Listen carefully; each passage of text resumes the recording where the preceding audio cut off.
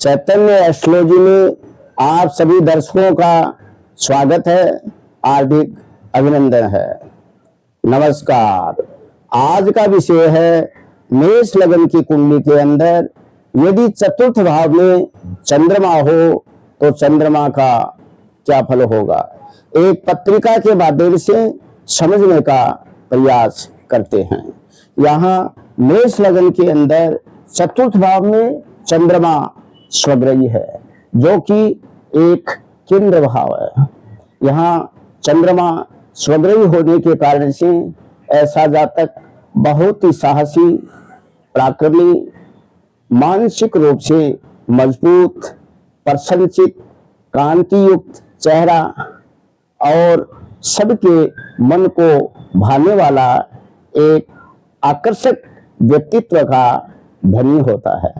ऐसा जातक कुछ शिक्षा हासिल करता है। ऐसे जातकों को मातृ सुख भरपूर रूप में मिलता है। माता का बड़ा आशीर्वाद अर्थात माँ का आशीर्वाद एनी टाइम उसके सिर पे रहता है और माता तुल्य जितनी भी जो स्त्रियां हैं उनकी कृपा दृष्टि ऐसे जातक पर बनी ही रहती है। यहाँ चतुर्थ भाव से जो भी हम विचार करते हैं, जो भी भौतिक सुख साधन है, जैसे स्वयं का मकान, वाहन, मातृ सुख, जनता का समय, उच्च शिक्षा, जातकों को जीवन में सब मिलता है। यहाँ चतुर्थ भाव एक ऐसा भाव है जिसमें हम जनता का विचार भी करते हैं। ऐसे जातकों को जनता का भरपूर समय प्यार मिलता है। यदि ऐसा जातक राजनीतिक क्षेत्र में यदि उतरे तो निश्चित रूप से राजनीतिक क्षेत्र में ऐसे जातक को सफलता मिलती है।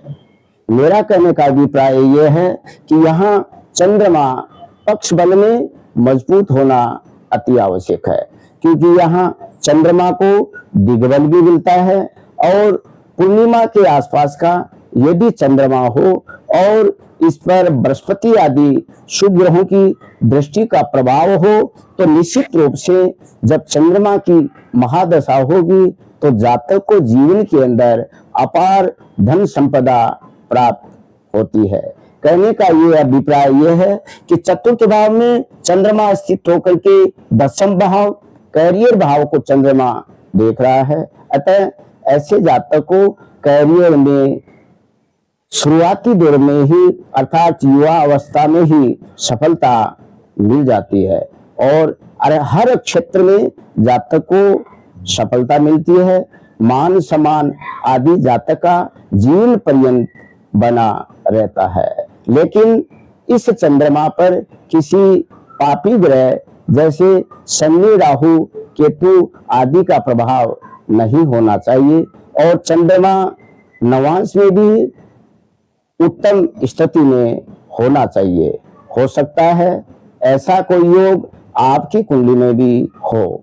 यदि चंद्रमा पक्ष बल में कमजोर हो तो फिर ये उत्तम फल जो है उसके फल में कमी आ जाती है और जितना जो फल बताया है उसके अपोजिट में देखने को मिलता है। अतः ऐसे जातक को चंद्रमा से संबंधित जप दान वगैरह करते रहना चाहिए। चंद्रमा को अर्घ्य आदि देता रहना चाहिए और शिव जी की उपासना बराबर करता रहना चाहिए, जिससे चंद्र बल मजबूत हो सके। मेरा बताने का तरीका यदि आपको अच्छा लगा हो तो मेरे चैतन्य एस्ट्रोलॉजी चैनल को आप सब्सक्राइब कर दीजिएगा और मेरे माध्यम से यदि आप पत्रिका का विश्लेषण करवाना चाहते हैं तो आप मेरे नंबर पर कांटेक्ट कर सकते हैं। मेरे व्हाट्सएप नंबर 9867453019 है। आप कभी भी मेरे से कांटेक्ट कर सकते हैं। आज के लिए इतना ही। नमस्कार।